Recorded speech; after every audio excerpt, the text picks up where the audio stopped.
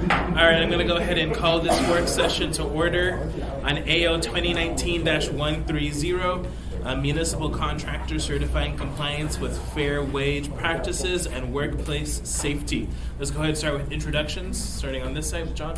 John Weddleton. Pete Peterson. Lisa Alatom. Austin Quinn Davidson. Forrest Dunbar. Christopher Constant. Suzanne LaFrance. Felix Rivera. Crystal Kennedy. Dean Gates. Sure, and if we can go ahead and folks in the audience can introduce themselves, please. Joelle Hall. Bronson Fry. Deborah Kelly. Zach Fields, Laborers, Local 241. Khalil Whitman, Alaska Laborers. Kurt Wagner, Davis Constructors. Jim Watterson Construction. Justin Roberts, IBW. Chris Jensen, Quality Asphalt Paving. Brian Andrew, IBW. Steve Brady. Serena Green, IBW. Eugene Haberman. All right. And Mr. Slivka's here as well. Alex, the chief of supply. Okay, great. I'll go ahead and turn it over to Mr. Constant. Get us started. Thank you. Hello, everybody. Who has a question? Mr. Weddleton. Seems like Ron had it on. Yeah, he should be, but he's not in town. And in fact, there's no one from purchasing available. And we had a conversation yesterday, should we cancel and postpone? But the timelines are so tight because of all of our meetings through the end of the year, we decided to proceed with what we have. And if we have purchasing questions, we will come back to another work session or we'll proceed, just depends. So we did contemplate that and we didn't have an option. All three of them are out. So process-wise, a year ago, I started in this conversation with a number of constituents in the community asking for us to work on providing some assurance to the municipality that the people we work with are providing a safe and fair workplace or safe and responsible workplace. And so to that end, we began a process with the municipal attorneys and with some individuals from various labor units and had a very interesting and long conversation that has proceeded month after month after month to today, where we have a draft ordinance that's getting close to ready for passage, and we've had some pretty thoughtful input from a number of contractors raising questions about why are we doing this, what's the problem are we responding to, etc. And so for today, we're going to hear from a number of folks from the contracting community, from the labor side, who have details for us on why this is important, what are the specific causes that would motivate us to do this. And now, even though we were told there wouldn't be any contractors available, we have some of the folks working in the contracting community present, so we'll be happy to hear from you as well in the next hour, 50 minutes. And then we'll discuss possible amendments and a possible path forward, what we're going to do. This item is scheduled for a public hearing on December the 3rd. I know that there's a meeting between the general contractors and the authors of the ordinance coming up as well to kind of deep dive a little bit more into the concerns. So from there, I would like to hear from members of the contracting community, the labor side, who can help us understand why this is important.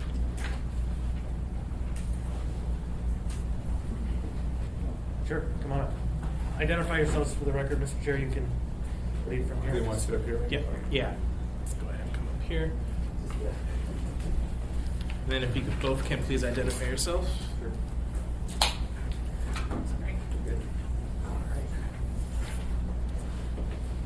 My name is Bronson Fry with the International Union of Painters and Allied Trades. My name is Deborah Kelly. I'm the former Director of Labor Standards and Safety for the Alaska Department of Labor and Workforce Development and current and former IBEW Local 1547 member. So as I understand, there's some questions about why this type of ordinance is necessary, and I just wanted to speak to one of the prevalent issues in the construction industry that this aims to address, and that is the purposeful misclassification of employees as so-called independent subcontractors. So for a bit of a background on how this works, a business model has taken root in a lot of construction industries, my background, drywall finishing, floor covering, and others, whereby unscrupulous contractors require as a condition of employment that their workers go out and get a business license and self-perform as a so-called independent subcontractor or owner-operator.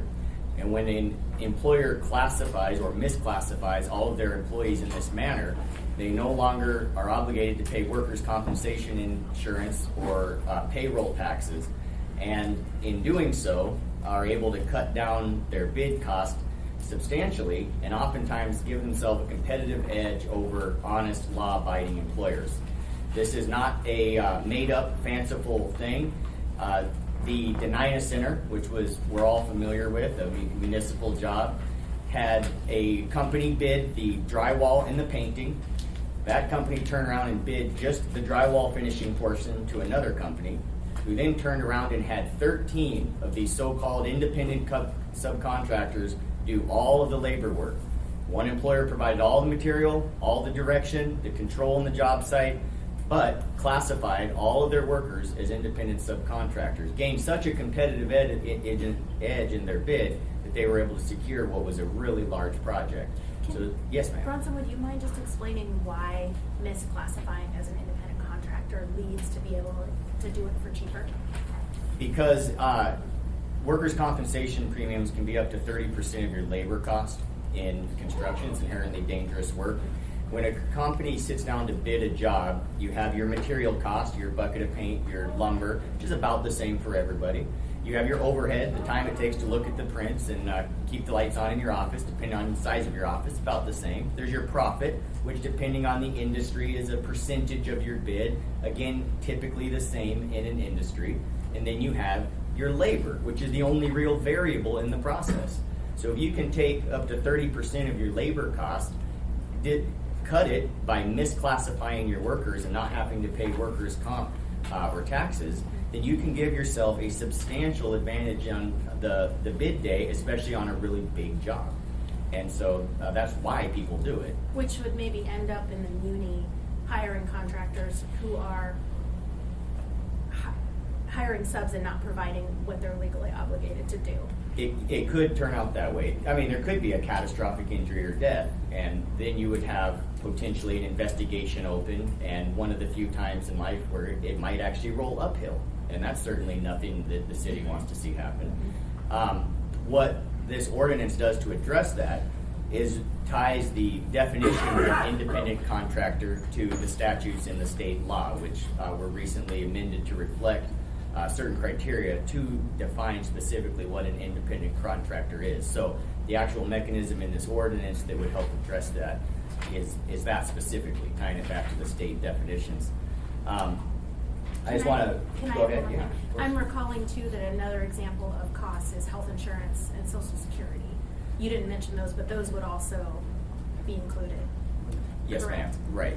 Any of the payroll tax that an employer would normally pay with unemployment, Social Security, that would all fall into that. Okay. Exactly. We don't have a state income tax, obviously, right. but that would all conceivably be also in that if we had one. Before you go on, I do have one question from Ms. Kennedy. Sorry, Felix, I was kind of just... It's all good. Go for it. Thank you. But when you're looking at a subcontractor contracting with a general contractor, aren't they building those contracts according to their actual costs? I mean, I know my son-in-law has his own security system business, and when he bids for a contract, he's bidding his hourly wage, whatever he needs to pay in taxes. I mean, he sits down and figures out, what his healthcare costs. So he has basically an hourly rate and maybe an equipment rate that he builds into that contract with whoever's hiring him. So how does, it seems to me that it would just be the business of the subcontracted individual to make sure that they were doing everything in that contract to really meet their costs and expenses. Well, the key here is that the actual workers who have been classified as independent contractors, they don't have any cost or expenses. They're not bidding the job like a typical contractor would. The people bidding the job, generally the ones that would be calculating the expenses and costs you're talking about, turn around and take their entire labor force, call them all independent contractors, and then simply disregard their obligation to pay workers' comp or payroll taxes.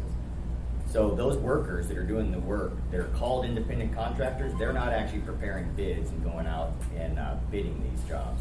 So in that respect, in that respect, they're literally employees. They're not subcontractors. Exactly correct. They're not independent contractors. Right.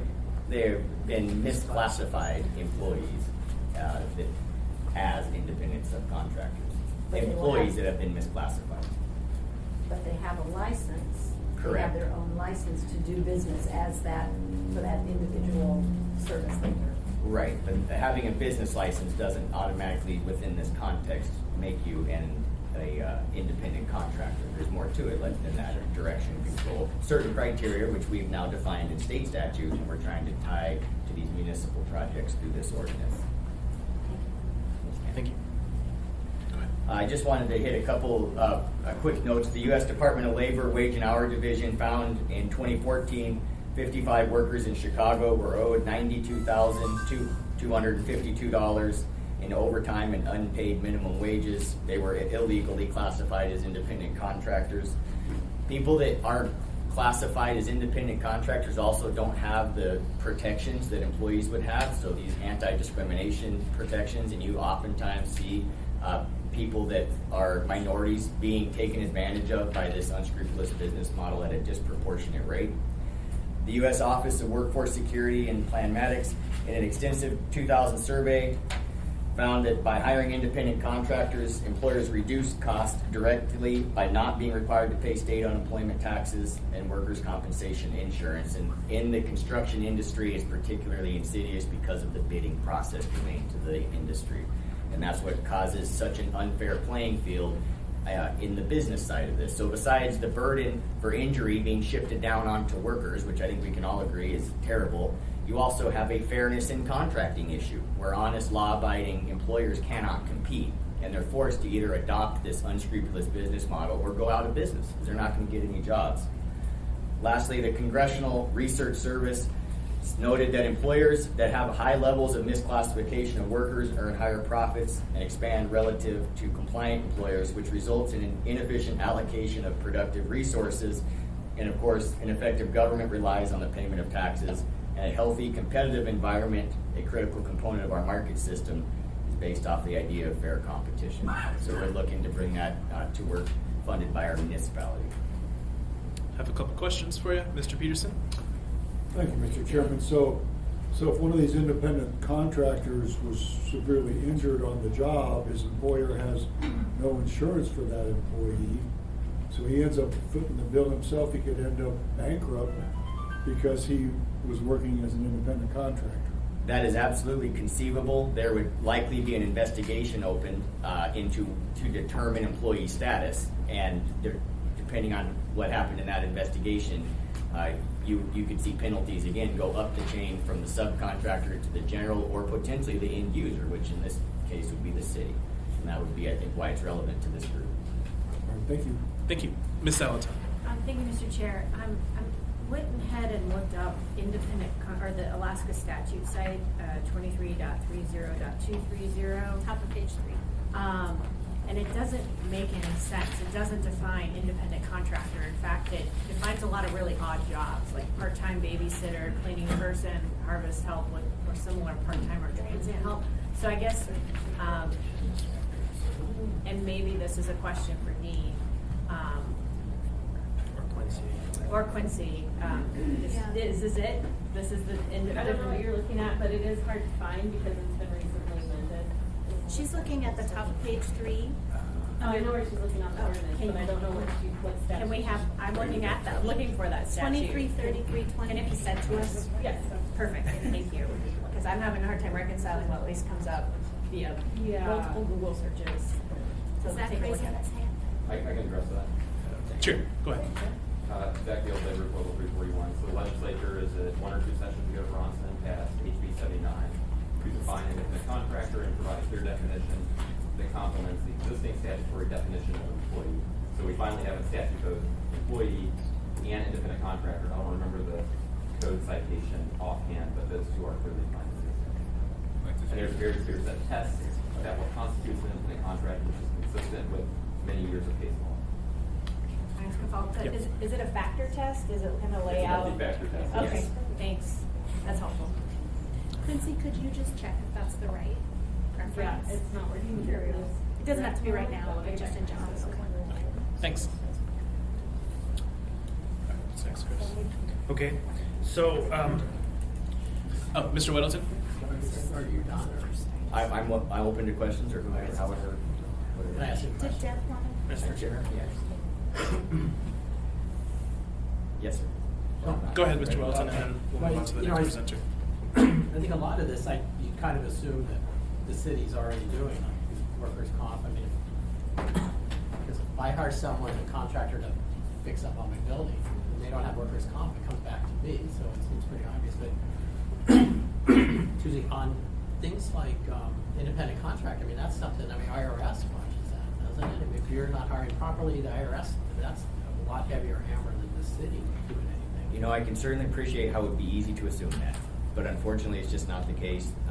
Neither the IRS or even the workers' comp division by themselves in the state have the resources, and sadly, even some of the laws they need to go and really investigate and enforce this. And that's why you have giant projects like the Design Center with huge crews doing one specific craft, and everybody in the in the room working on the same walls in the same building is all an independent contractor. Floor covering is another industry where this is the most prominent business model you see in the city. Acoustical ceilings, grids, framers, hangers. These are industries that don't have licensing. Is usually the ones where you see this the most, and where you don't need a ton of capital to start a business. You know, to be a paint company or a drywall finisher, it's relatively small, investment to get the tools you need, and that's where we're seeing it the most. And I agree. You wouldn't think it would be such a bad problem, but unfortunately, it is.